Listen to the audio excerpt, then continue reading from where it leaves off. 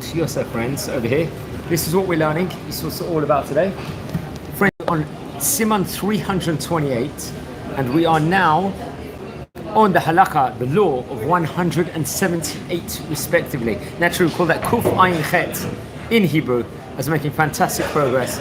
We've already covered more than 112 installments of the Yalkut Yosef over here.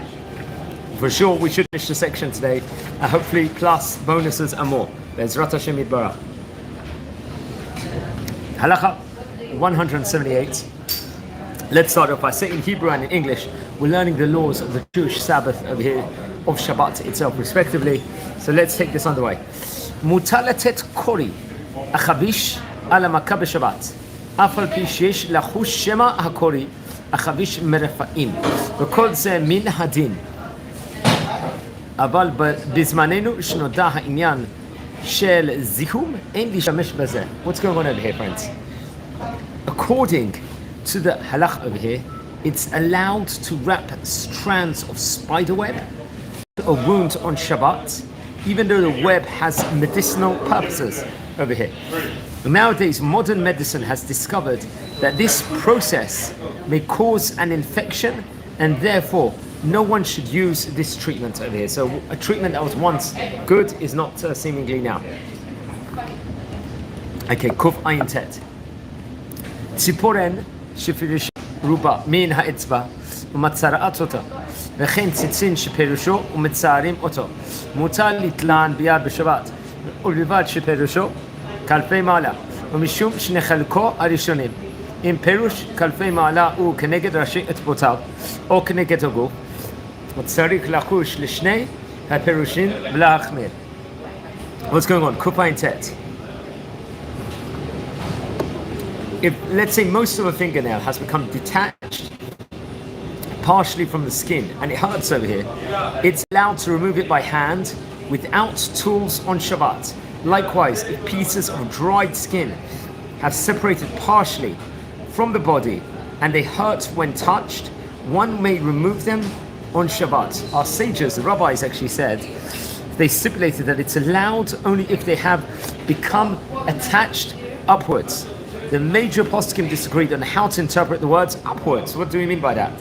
Some claim that upwards means towards the wrist, while others claim it means towards the fingertips.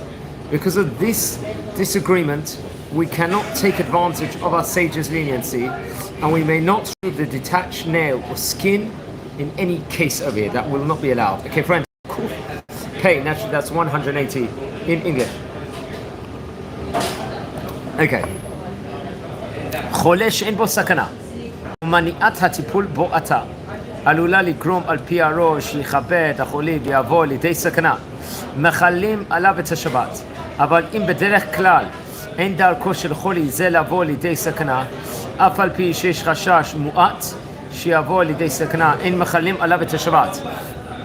ולפי זה, מי שסובל מחום גבוה של 40 מעלות, מחלים עליו את השבת אם צריך לכך. אבל פחות מכן אין מחלים עליו את השבת, אלא רק על ידי גוי, אבל מותר לו לקחת תרופות להורדת חכם. What's going on over here? 180.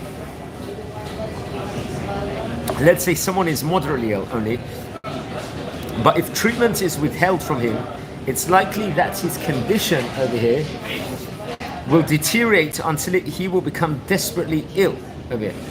He may be treated now, even though the treatment involves desecrating the Shabbat. Let's say it's unlikely over here that the patient would deteriorate. However, we may not administer such a treatment, even though there's a possibility that he might become endangered over here. According to this, if someone develops, let's say, a fever of 40 degrees above on Shabbat, we must treat him, even if it's necessary, to desecrate the Shabbat for him. Let's say the fever is lower than this, we may not desecrate Shabbat for his sake, but we may instruct a non-Jewish person to perform any acts of malacha necessary for his treatment. In either case, you may take medicine to lower his temperature naturally, and that's definitely good advice over there, over here. Anyone joining in live chat over here? We're learning the laws of the Sabbath at the moment, the Jewish Shabbat. from this book, the second edition of the Yalkut Yosef, respectively. Friends, we're now in Kuf Pei Aleph over here, that's 181. How about stitches on Shabbat for cosmetic purposes? What's it in? נערש נפצעה ויש לה חתך עמוק בפניה ומספיקים 5 תפרים להוציאה מכלל סכנה אבל על ידי כך תהיה לה צלקת המכערת אותה אולם אם יעשו לה 7 או 8 תפרים דקים לא תראה הצלקת כל כך יש מי שמטיל לרופא שתבור כדרכו ויכול להציל את הפצוע ממום שבבניו שיתבייש בו כל ימי חייו וסמוב להקל בזה יש לו על מה שישמח. What's going on here, friends?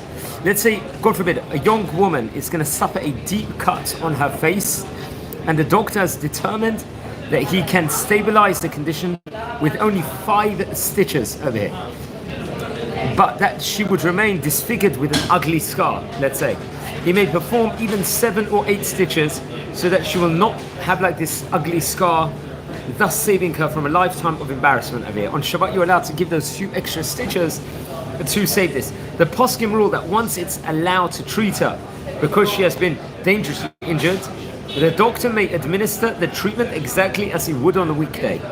Anyone who wishes to rely on this leniency for sure has a halachic basis for it. It's actually interesting. I think when I was 2.5 years old, I think we were running around in my grandparents' house. I've got a finger of it. If you compare the fingers, this one is like more of a feminine finger. So what happened was, I think my cousin actually slammed the door really hard on my finger and it chopped off a tiny bit, it did. And we needed like special treatment. I'm not sure if it was on Shabbat or not, but it could have been. So then for sure that would have been loud because I think my mum was saying at the time that if they were a strange looking finger for the rest of my life. And basically that saved me over there. Okay, friends, Kuf Beidet. Automatic elevators on Shabbat, what's it in? חולה או יולדת שהגיעו לבית חולים בשבת, מותר להם לעלות במעלית שבת, אפילו אם יכולים לעלות בכוחות עצמם. ומעיקר הדין, יש לצד להקל בזה, לכל אדם בין בירידה בין בעלייה. רק מאחר שיש מחמירים, גבי ירידה במעלית אוטומטית. לכן, היחדשה טוב ונכון להחמיא בזה, מה שאין כן בזקן או חולה שיכולים להקל. What's going on over here, friends? Over in the halacha, over here. We are now in Kuf Pei Bet. If a patient is brought to a hospital on Shabbat, he may go upstairs in an elevator that, let's say, it's pre-engineered to go from floor to floor automatically and to open its doors each floor. Friends, we call this a Shabbat elevator. A woman in labor may use this elevator as well. Even if they are capable of climbing up the stairs, they may nevertheless use such an elevator. Technically, one may use such a lift to go up the stairs or down the stairs. There are rabbis over here that ruled that although one may use such an elevator to go upstairs, one may not use it to go downstairs over here. So it's more of a leniency if someone is going to go up the malit, let's just say, as opposed to go downstairs. It's very easy to go down the stairs. Over there. Okay. One may not use it to go downstairs, according to many opinions. If the patient can manage to walk downstairs without difficulty, it's proper to do so and refrain from using the elevator. An elderly person or someone weak with illness may be lenient in that specific case over there. So that's very, very interesting. So there are leniencies over here. How about eating on Yom Kippur? Will there be certain circumstances if someone is sick to eat on Yom Kippur? מי שצריך לאכול ולשתות ביום הכיפורים מחמת סכנה אינו צריך לאכול שלא כדרך הנאתו וכן אינו צריך למנוע עצמו ממאכל שיש בו מלח ותבלין או משקה שיש בו סוכר אלא אוכל ושותה כדרכו ואין דבר אלא חומרה. Okay, what's going on over here, friends? Let's say someone's been instructed by a doctor that he must eat and drink on Yom Kippur. He may eat and drink in the normal manner.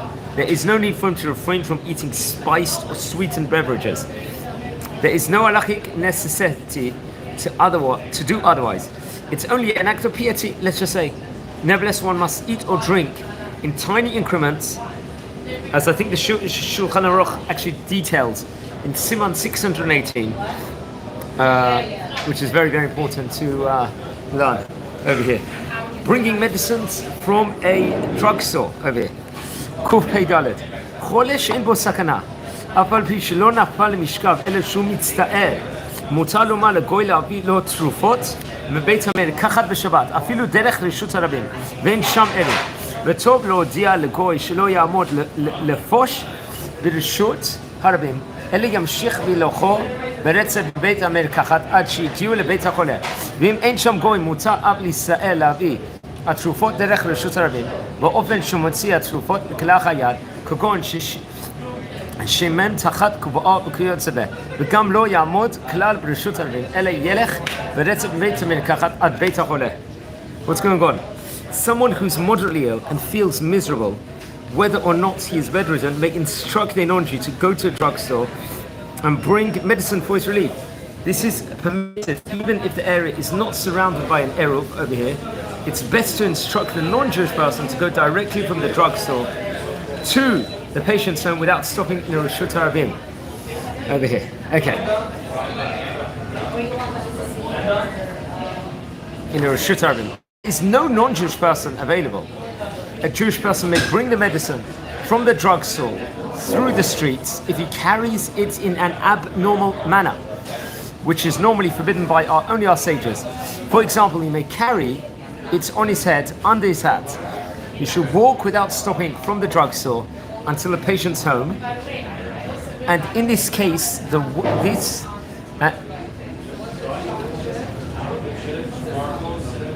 and in this way, the act of carrying is forbidden only by our sages. In this way, this can be considered a case of shvut to shvut, and it's permitted in this case since the patient is suffering.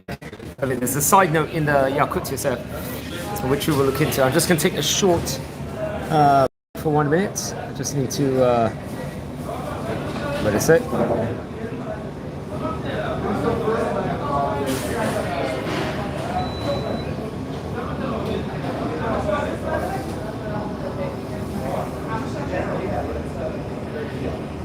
On Shabbat, respectively.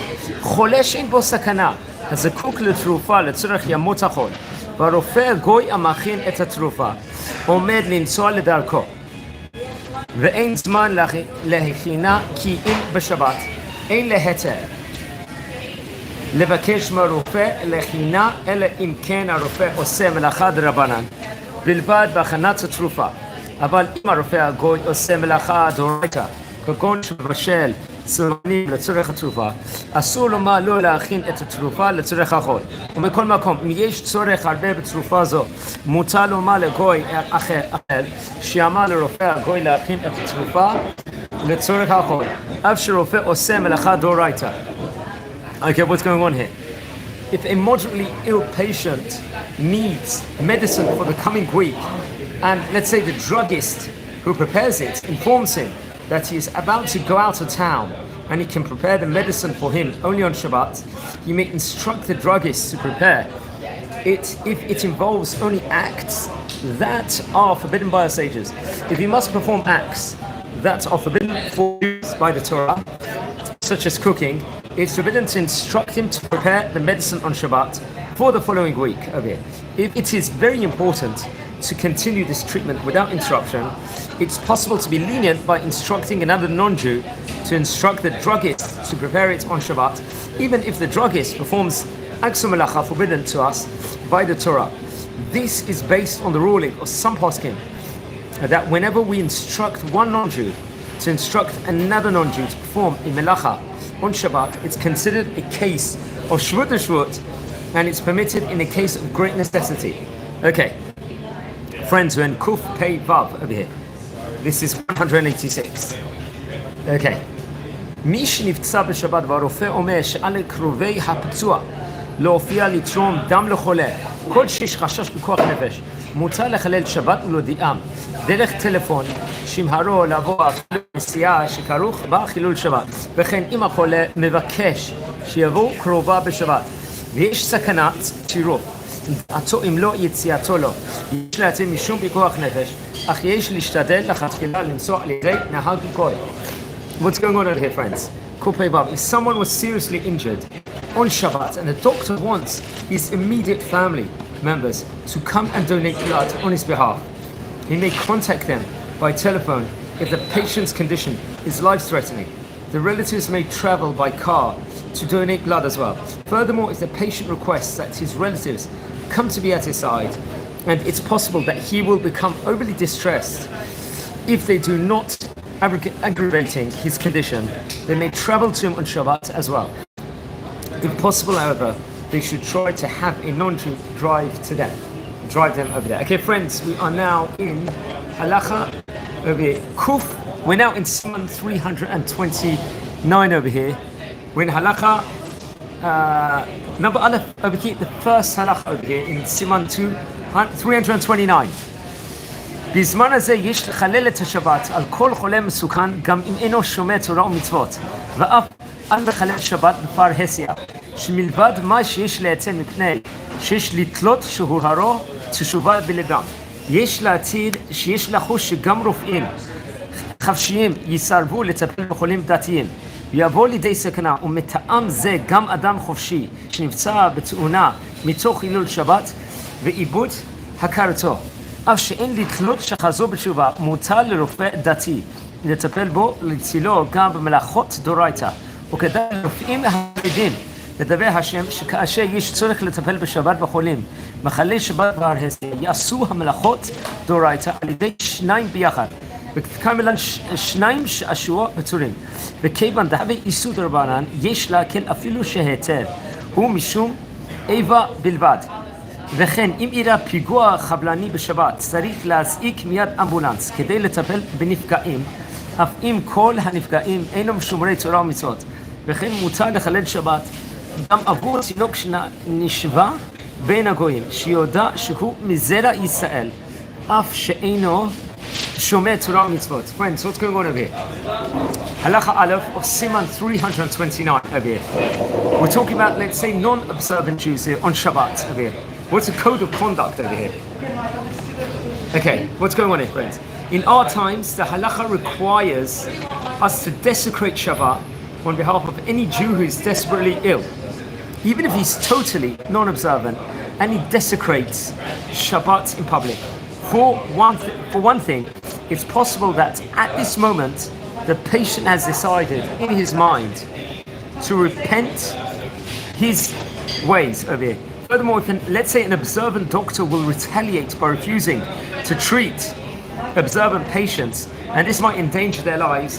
Therefore, if a non-observant Jew drove his car on Shabbat and then he crashed, we must treat him, even though he immediately lost consciousness and he had no opportunity since then to think, let's say, about repenting. We must treat him, even if it entails acts that are normally forbidden on Shabbat by the Torah.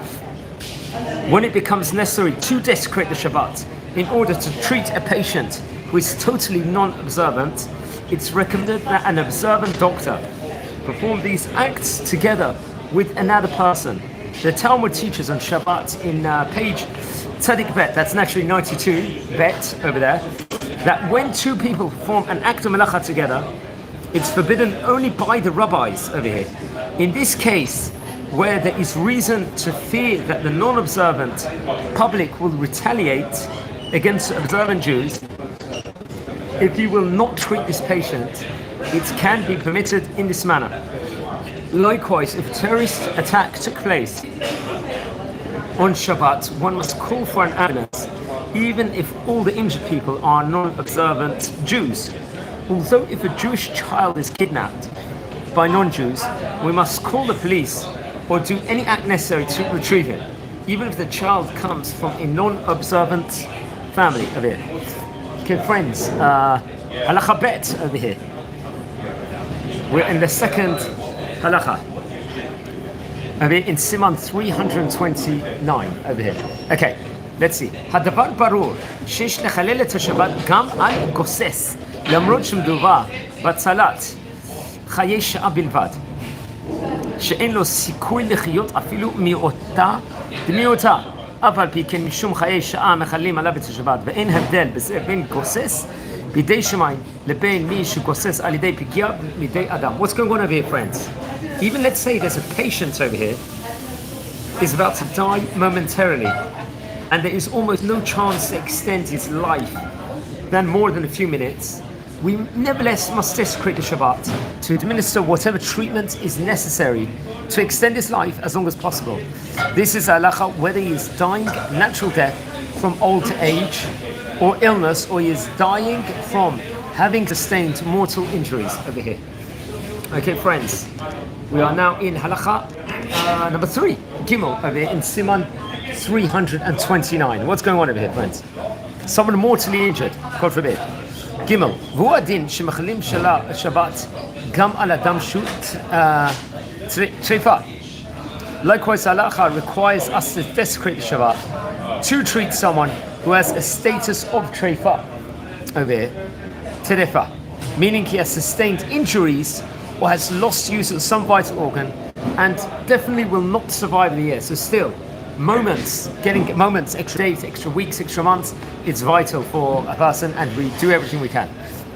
הלכה ד' מחללים את השבת גם על חולה מסוכן, שבוודאי לא יקום מחליו, וגם לא יגיע לשבת הבאה שיוכל לשומרה. וכל הרפואות שיעשו בשבילו לא יועילו לו אלא לימים אחדים בלבד. What's going on over here, friends? We're learning the laws of the Sabbath over here. One of the sages of the Talmud explained that the Torah allows us to desecrate the Shabbat in order to save a Jewish person's life so that the patient will survive and observe many more Shabbatot. According to this logic, it should be forbidden to desecrate the Shabbat to treat someone who will almost certainly not survive until the following Shabbat. The halacha does not concur with this opinion, however, and therefore we are obligated to treat, let's say, any desperately ill patient on Shabbat in whatever manner is necessary, even if the treatment over here will prolong the patient's life only a few more moments over there. Only a few more moments, as we explained previously in halacha number 2. Okay, now we're in halacha number 5, really. That's naturally number hey. Here in the Yalkut Yosef. Okay, what's going on here, friends?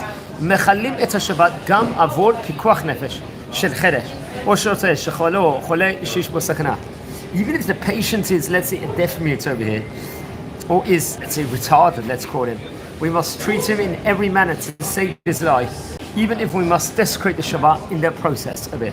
הלכה 6, ו' בזמננו יש לחלל את השבת גם על תינוק חולה שיש בו סכנה שהוא נפל שטרם מלאו לו 30 יום.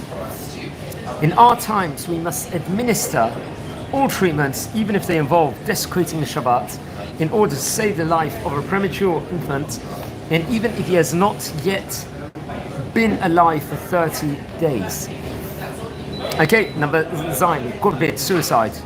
The time period of mental health at its most alarming and very, very important issue. What happens in here?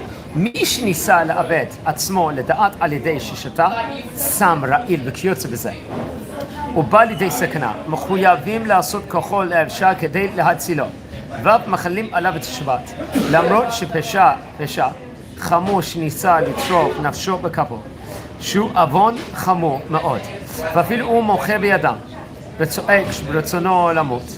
אין שומעים לו, מפני שאין נפשו של האדם קנינה, אלא קנין הקדוש ברוך הוא. Zion over here, what's going on? If someone, God forbid, attempted suicide by ingesting poison or through some other method, we are nevertheless obligated to do whatever is possible to save his life, and even to desecrate Shabbat on his behalf. It makes no difference that he committed a grave sin by attempting, God forbid, to take his own life. Even if he screams in protest, demanding that we leave him to die, we must ignore him and treat him as best as we can. His life is not his own property, that he may destroy it if he so wills. It is a property of, obviously, Hashem has given him the power of life over here. Halakha chet over here, number 8. Over here. That's chet, number 8. Mi'ikar adin. Okay. מותר לרופא ישראל לטפל בחולים נוכריים בשבת, באופן שאין הטיפול סובל דיחוי. אפילו במלאכות דאורייתא שעשו כן בשבילו הצלת נפשות, כל ישראל המטופלים בבתי חולים נוכריים בחוץ לארץ, שאם לא יכלו את השבת על חולה גוי, יש לחוש שמקרה אחר רופא גוי יתנקם בתי חולים בחוץ לארץ לא יטפלו בכל ישראל שיש בו סכנה, וכל שכן שיש להקל בזה ברופא העובד בבית החולים שמחויבים על פי חוק המדינה לטפל בכל החולים ללא הבדל אותם. לא הבדל אותם. Okay.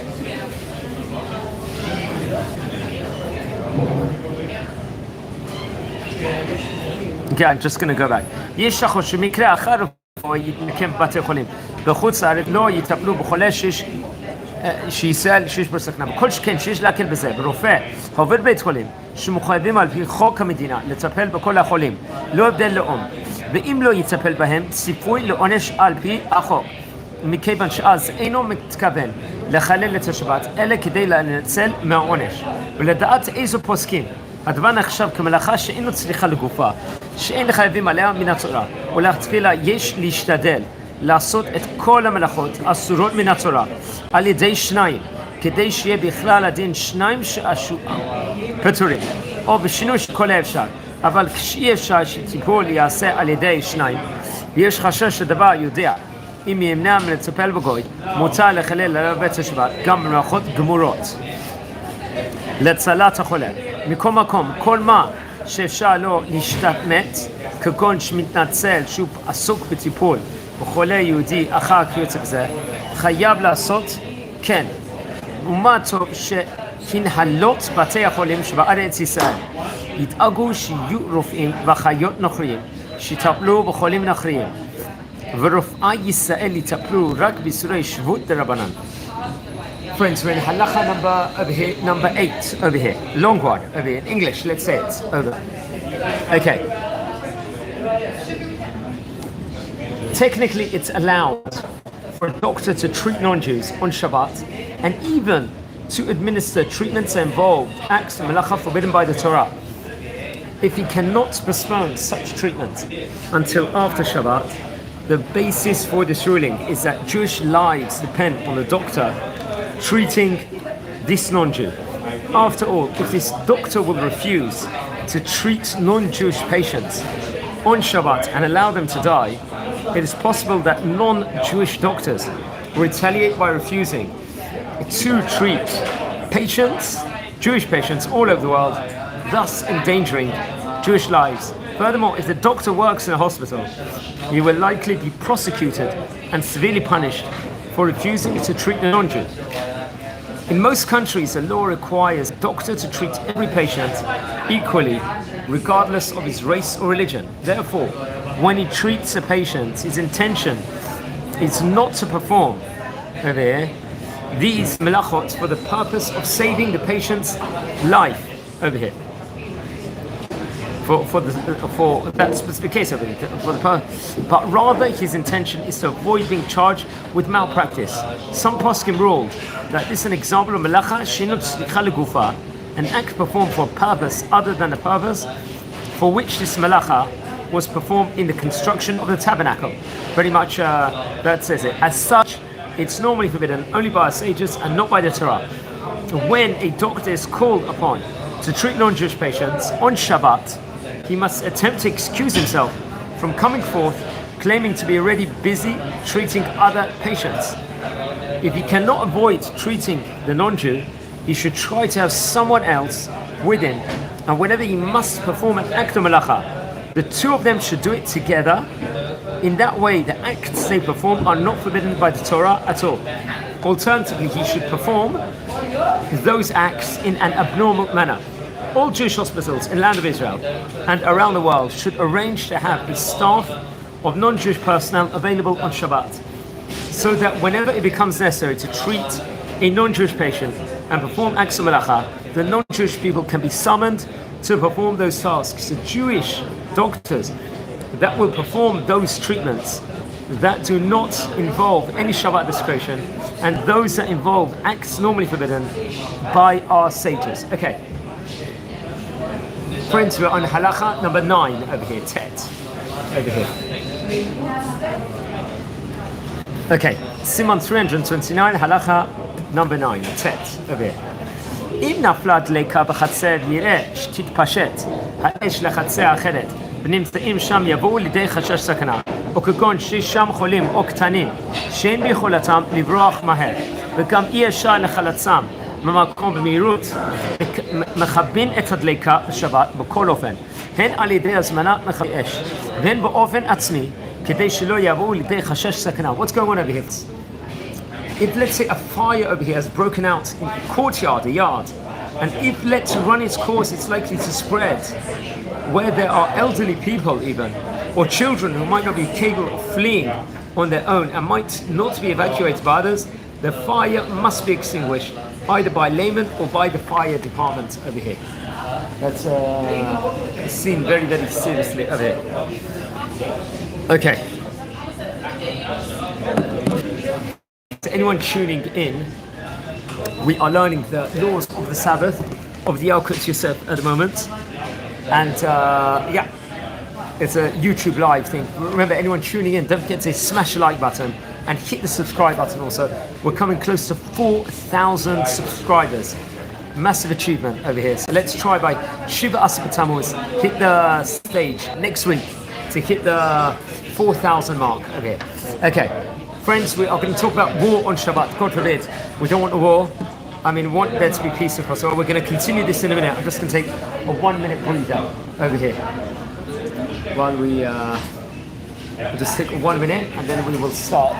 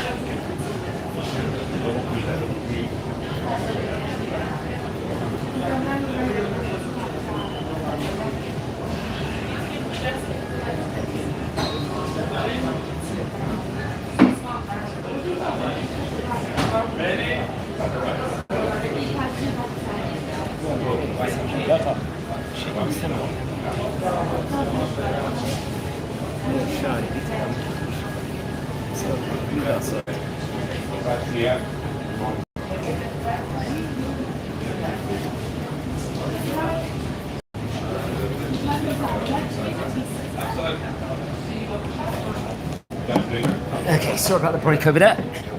We are now on a new section, let's say, war on Shabbat, God forbid.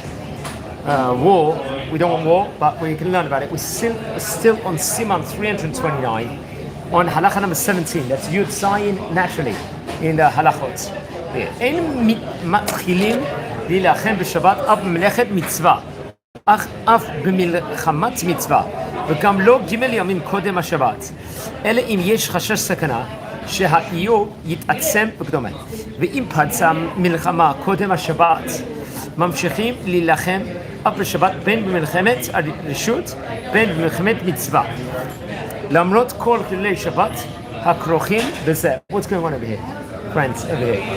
What's going on? Technically, we may not initiate a battle on Shabbat during the 3 weekdays preceding Shabbat over here. We must not do it, even if the battle is in the category of Milchemet Mitzvah, a war that the Torah demands that we wage. If the moment of the battle would give the enemy a chance to ream and or receive reinforcements, then, however, we may wage the battle on any weekday. Once the battle has begun, we may continue fighting through Shabbat where the battle is for milchemet mitzvah or milchemet shut, a war not demanded by the Torah, despite the manifold instances of Shabbat desecration it will entail over here. I'll just come back in 1 more minute, just taking another break.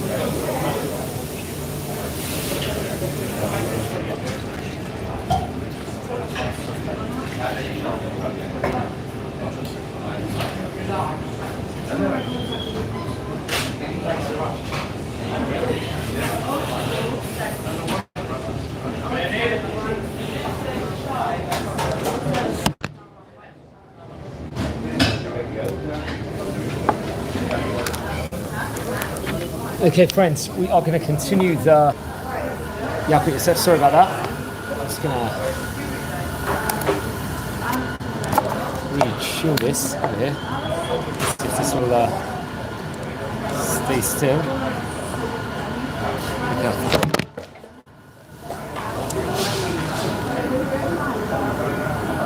Just getting the position of the phone here. Yeah, we'll have to do it like this. Okay, just remove the position over here to get some lighting position. Okay, friends, we are now on, we did the first one, we're on Halacha Yud now here. We're talking all about war on Shabbat. God forbid, we don't want there to be war at any stage, but that's the next Halacha we're dealing with. Yud Chet. יש להיזהר שלא לחלל שבת בעת המלחמה, וכגון לעשן, סיגריה וכיוצא. וכן רופא מנתח הרוצה לעשן בשבת וטוען שישון, יעזור לו בטיפול בחולים. יש לו להימנע מכך לגודל קדושת השבת. What's going on over here, friends? While waging a battle on Shabbat, the soldiers must refrain from desecrating the Shabbat for purposes unrelated to the battle. For example, they may not smoke cigarettes on Shabbat. Likewise, a surgeon who claims that smoking enables him to perform better in the operating theatre must nevertheless refrain from smoking on Shabbat in deference to its sanctity over here. So that is not going to be, one is not going to have that luxury, let's say, on Shabbat. How about carrying tefillin on Shabbat? מי שגייסו למלחמה בעיצומו של יום השבת ואינו חוזר לעיר ביום ראשון, ראה לאל סימן ש"א, סעיף מ"ט, האיך ינהג לגבי טלטול התפילין. ויש לייעץ לו ללבוש את תפילין בשבת, ויכוון להודיע שאינו מתכוון לשם מצוות תפילין. ואז יוכל להוציא התפילין מרשות לרשות, כדי שיוכל להניחן למחרת ביום הראשון. We have to see above, like we learned before in Simon 301 about this, the rule about someone called up to battle during Shabbat and does not expect to be home on Sunday and he wishes to take the tefillin with him. We've got to look back in that session. I think we did about 30 classes ago or something. It's advisable in this case to don the tefillin on Shabbat, having intention not to be fulfilling the mitzvah of tefillin on this day, since there is no mitzvah to wear tefillin on Shabbat. That way, he can take the tefillin to wherever he is going and he will have them with him on Sunday over here. That will be the thing. Okay. הדבר ברור שאין לחייל לטלטל נשק שלו בשאר מלחמה ואפילו בחצר המעורבת. What's going on over here? When it is not for military purposes, it is clearly forbidden for a soldier to carry a weapon on Shabbat, and even in an area surrounded by an Eruv over here. Halacha Chaf Aleph over here. גויים שצרו על עיירות ישראל, אם באו על עסקי ממון, אין מחללים עליהם את השבת, שלא הותר לחלל שבת בשביל הפסד ממון. אבל אם באו על עסקי נפשות, ואפילו אם יש ספק אם באו על עסקי נפשות או לא, יוצאים עליהם בכלי מלחמה ומחללים עליהם את השבת. ובעיר הסמוכה לספר, דהיינו עיר המבדלת בין גבול שישראל דרים בה לגבול שעקום דרים שם, אפילו לא באו אלא על עסקי תבן וקש, מחללים עליהם את השבת, שיש לחשוש שאם ילכודה תהא הארץ נוחה לפניהם לחופשה. What's the din over here, friends? Halakha 21. If non-Jews, let's say, have besieged a Jewish city because they demand ransom, no one may desecrate the Shabbat to drive away those non-Jews. We are not allowed to desecrate the Shabbat in order to save Jews from losing money or possessions. If the non-Jews are attacking because they wish to kill the Jewish people, or if we are unsure whether this is their intention, then we must wage war against them, even on Shabbat, in order to protect the Jews of that city. If the besieged city is on the border between the area where Jews reside and where only non-Jews reside, the halakha is all Jews to wage war against attackers, even on Shabbat, even if the non-Jews claim that they only want a supply of straw. This is because if they gain control over this border city, the entire area will be exposed to their attack over here. הלכה כ"ב. יש מי שאומר שבזמן הזה אפילו אם הגויים באו על ערבים להסכים ממון, מחללים את השבת, שאם לא יניחו להם לשלול ולבוז הממון, ירגום והרבה עסקי נפשות. אבל אם באו על יחיד לקחת את ממונו ואין כל חשש שיקוהו, ייתן להם ממונו ולא יכלל את השבת. ולפי המצב כיום בארץ ישראל, אם נכנסו ערבים לבית ישראל כדי לגזול את ממונו, יש חשש שגם יפגעו בו נפש. ולכן יש לחלל את השבת להצילו, להזיק משטרה וכדומה. What's going on over here, friends? Some rabbis ruled that in our times over here, even if the non-Jews attack and claim that they want to be paid a ransom, we must wage war against them, even on Shabbat. We must assume that if the Jews being attacked will not surrender their money, the attackers will kill them, and therefore their lives are in danger.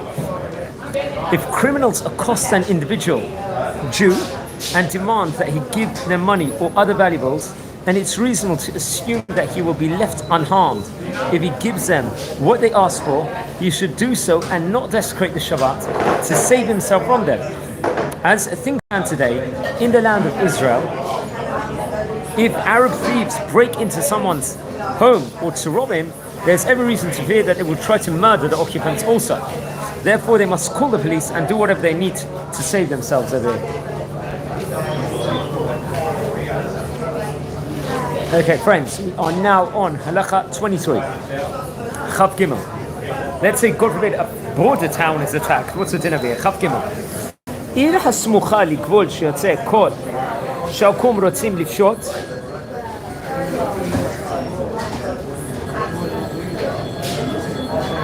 עליה, אפילו לעסקי ממון, אפילו עדיין לא באו, מוצע להצטייד בכלי המלחמה או לפרסם הדבר בעיר כדי שלא יבואו.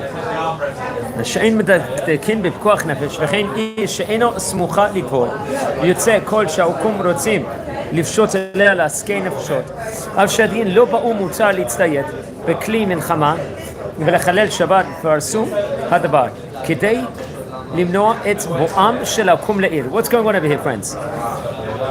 If word is received in a border town over here about impending raid by non-Jews, even if the purpose is only to plunder money, and even though they have not yet arrived, the Jews may arm themselves and publicize the matter in the town to prevent the non-Jews from arriving over here. The halacha is the same regarding a town that is not located on the border that receives word about impending pogrom by non-Jews. Even though the non-Jews have not yet arrived, thus they may arm themselves and desecrate Shabbat by publicizing this matter in order to prevent the non-Jews from entering the town. Over here. Okay, Chaf Dalet, over here. Carrying clothes. חיילים שנקראו לצאת למלחמה בעצם יום השבת. אם הוא במקום שיש עירוב, אף הנוהגים להחמיא שלא לסמוך על העירוב כדי לצלצל בשבת, מכל מקום מותר להם לקחת את בגדיהם הצריכים להם, אבל במקום שהוא רשות הרבים גמורה, אין להציע להם להוציא את חפציהם לצלצלם ברשות הרבים, אלא אם כן הם בלאו הכי מטלטלים את הנשק, שאז מותר להם ליתן גם את חפציהם הנצרכים ביותר לתוך הרכב. What's going on here, friends? 24 soldiers that have been called to guard to war on Shabbat in a place where there is an eruv may carry with them the clothes that they need, even if they are normally stringent not to rely on an eruv to carry. However, one may not let them take out their personal effects to a place that is a genuine Rishut Arvin. Nevertheless, if they are anyway carrying their weapon, then they may also take out to the car the items that they need the most over here. Okay, how about a soldier's dog tag on Shabbat? You're allowed to carry this or not? The dog tag itself, respectively. Let's say this halacha 25, chafei naturally. מותר לחיילים לצאת בשבת לרשות הרבים בעת מלווי תפקידים עם שרשרת דיסקית זו על סוהרם. We've got soldiers, when they fulfill their duties over here, they may go out to the Rishut Harbim with an identification tag hanging on a chain around their neck over here. Okay. Well, friends, on halacha 26 over, that's chavav naturally. כשבוחרו לצאת להילחם בשבת, אף שחיללו את השבת, אין צריכים לעשות שום תשובה בכפרה על מה שחיללו את השבת. When one must go out to war over here on Shabbat, even if one desecrates Shabbat, one does not need to repent or atone for the Shabbat desecration. Okay, police activity on Shabbat. What's the din within regards to that? Okay, let's see. הדבר פשוט שחובה קדושה על אנשי המשטרה להתייעץ עם רבנים מורי ההוראות וכל הקשור לחולי שבת במסגרת תפקידים במשטרה. שפעמים ואין צורך בחילול שבת ואינו בכלל ספק פיקוח נפש, הדוחו את השבת, וכגון מרדפים אחרי גנבים לאחר שביצעו את הגניבה, שאין לבצעם בשבת, אחר שאין בדבר כל חשש לספק נפשות, אבל אם הזיקו את המשטרה בעת שהגנב נמצא בדירה, ויש חשש שיפגע בבעלי הדירה, מותר לשוטרים לבוא ולתפוסו, מאחר שבא הגבול פיקוח נפש. Okay, what's going on over here, friends? Since the police over here, they must continue their work on Shabbat to ensure the public safety, the officers must consult with competent rabbis to learn how to deal with aspects of their work that involve Shabbat desecration. Sometimes wholesale Shabbat desecration can be avoided, and there are situations that, upon inspection, are not life-threatening and do not warrant desecrating Shabbat. For example, there is no basis to permit the police to pursue burglars, let's just say, on desecrating on Shabbat after they have already committed their crime and fled the scene. At this point, there is no danger to anyone's life. If the family calls the police while the burglars are in the house, however, the police must rush to their defense, even on Shabbat, since it's likely that the criminals will harm the people in the house over here. Okay. Halakha 28 over here. Chaf chet over here. לפיכך גנב הפורץ לדירה, מכיוון שיש חשש שיתקוף את הנמצאים בה ויבואו לידי ספק סכנה, מותר לבעל הדירה או לשכן להזעיק את המשטרה בטלפון, כל שאינו יכול להבריחו מבלי להכנס לספק סכנה. אף אם ברור לו, בלי ספק שאין כל חשש שגנב יתקוף ויסכן חיי אדם, כגון שרואה שגנב מריק את כל הארונות מבלי שיתחשב בנוכחתו של בעל הדירה ואינו מאיים על בעל הבית, על זה לא נעמה דין במחתרת, ומילא אסור לטלפן למשטרה גם אם יפסיד את כל ממונו, וזהו שנאמר בכל מאודיך, אפילו נוטל את כל ממונך, ועל כל אחד לעמוד בניסיון זה, ושכרו כפול מן השמיים, והכל לפי העניין. Okay, what's going on here, friend? Since a burglar who has broken into a home while the residents are there is likely to attack them physically, they or a neighbor aware of the situation must contact the police on Shabbat by telephone unless they are capable of chasing away the burglar on their own without increasing the danger they are facing. If the burglar goes about his business despite the presence over here of the residents and he does not threaten them with any weapons, and it becomes clear that the burglars have no intention of harming anyone, however, it is forbidden to call the police. Even if by refraining from contacting the police, the homeowner will lose all his life's possessions, he must nevertheless refrain from desecrating the Shabbat over here. This is an example of someone who fulfills the mitzvah of loving God b'chol mo'odecha, with all one's property. Every Jew is expected to have the spiritual strength to fulfill this mitzvah, and if he does, he will be rewarded from Hashem exponentially. Okay, let's do a few more halachot over here. Chaf tet over here.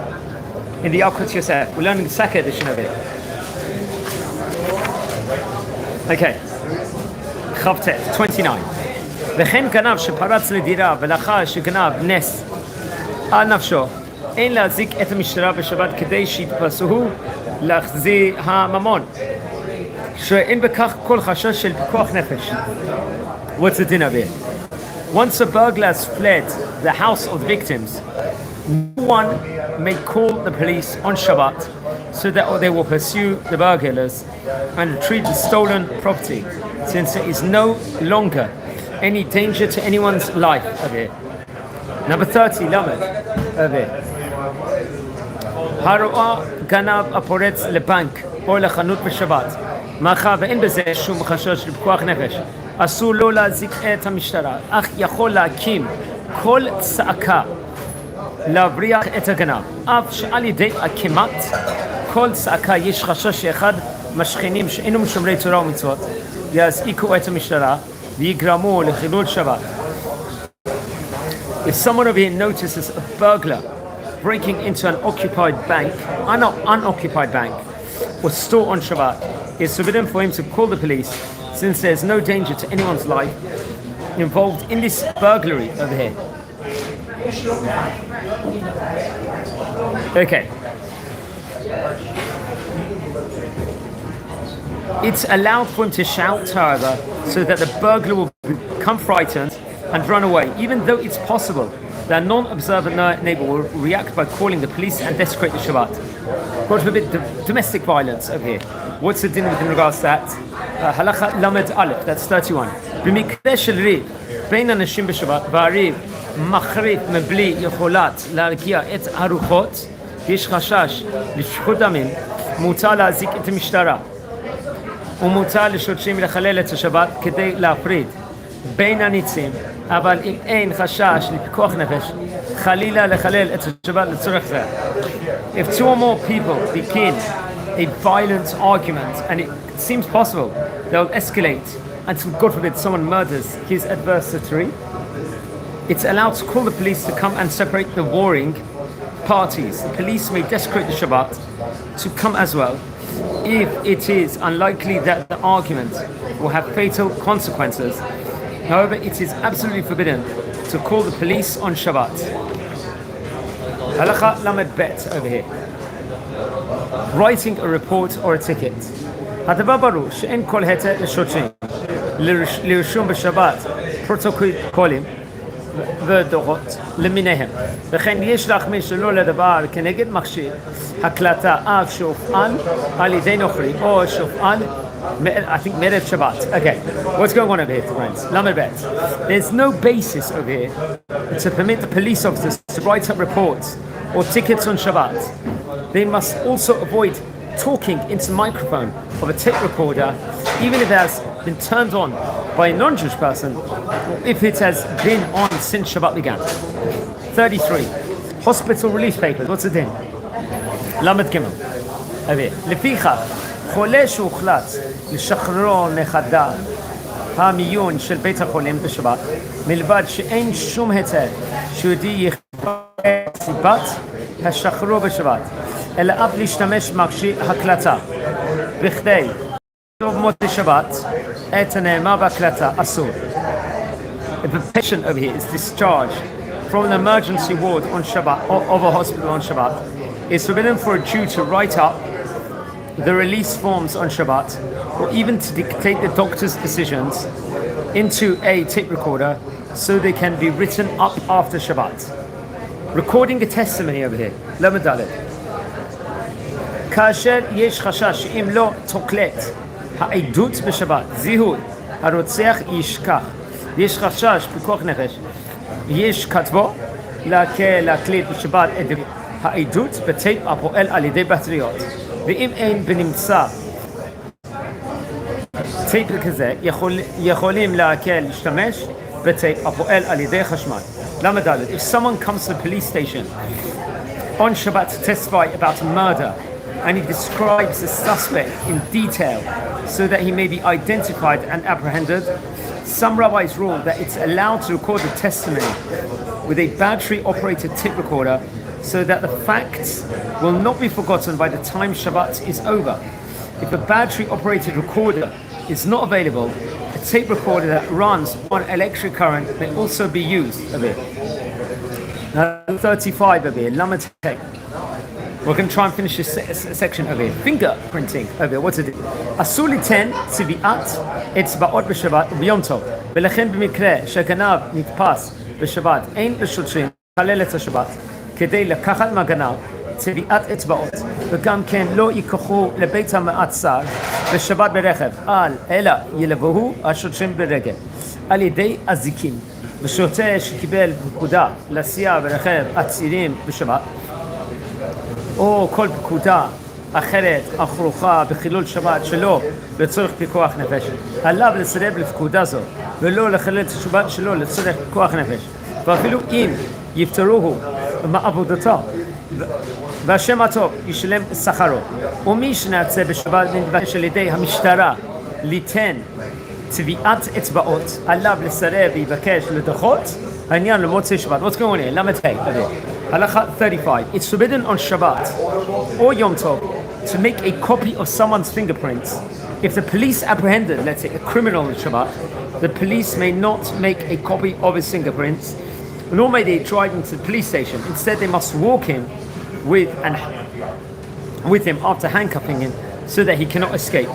If a police officer was ordered to transport prisoners in a vehicle on Shabbat, he must refuse to carry out the order.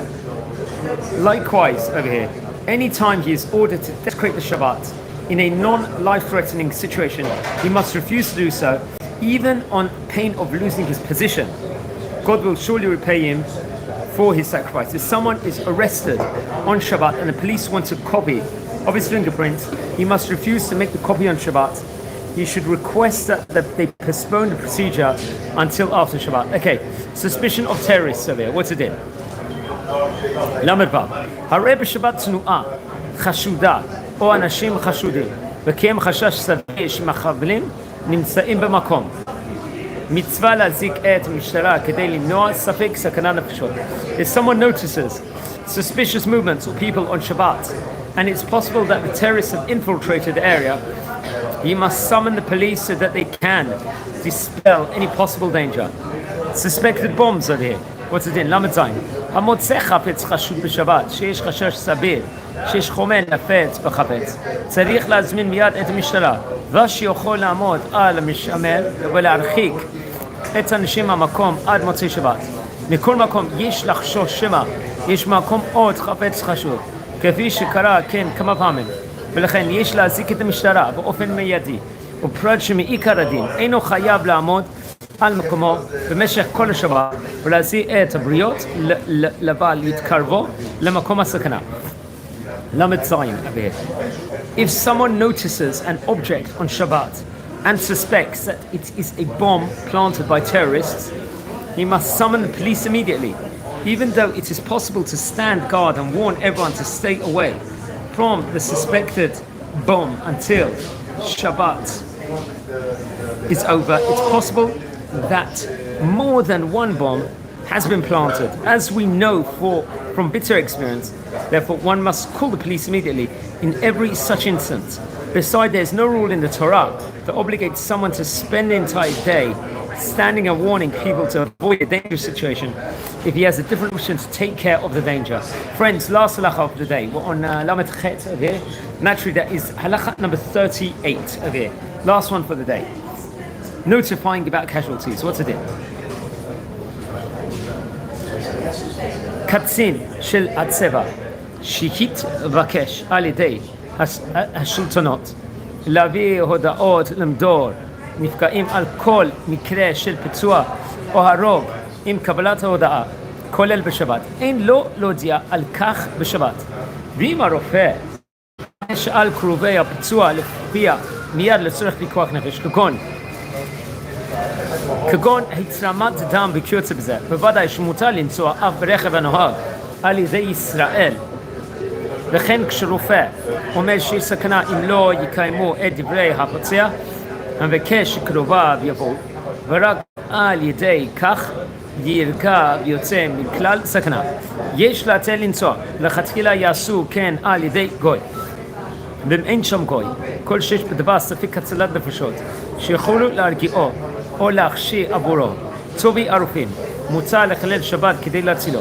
וכן מי שקיבל מברק בערב שבת, שאביו לחולה מסוכן, ורוצה לראות אותו, ויש חשש שיכבד עליו חולה, אם לא יבוא עליו, יש להציע לא לנסוע בשבת על ידי גוי, להשתדל לעשות באופן שלא יחרוג, שלא יצמח חשדה וחילול השם, לא רואים שהוא נוסע בשבת. Okay, friends, 38, last one of the day in English. Notifying about casualties of it.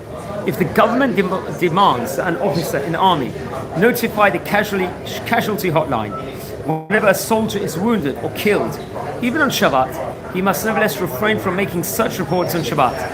However, if the medic determines that a wounded soldier's family members must come immediately in order to donate blood for him, over here,